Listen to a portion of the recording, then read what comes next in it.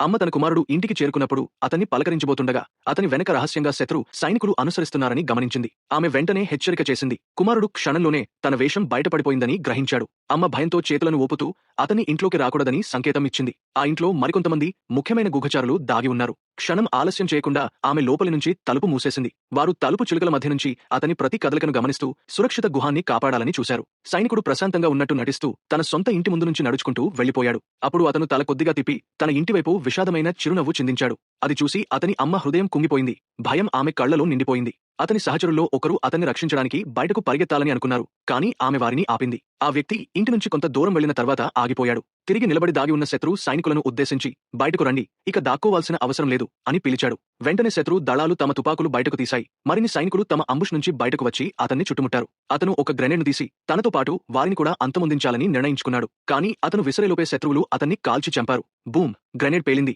పొగ, మంటలు ఆకాశంలోకి ఎగసిపడ్డాయి. అతని చూపు మసకబారుతున్న వేళ అతను తన ఇంటివైపు తిరిగి చూశాడు. అది అతని చివరి వీడ్కోలు.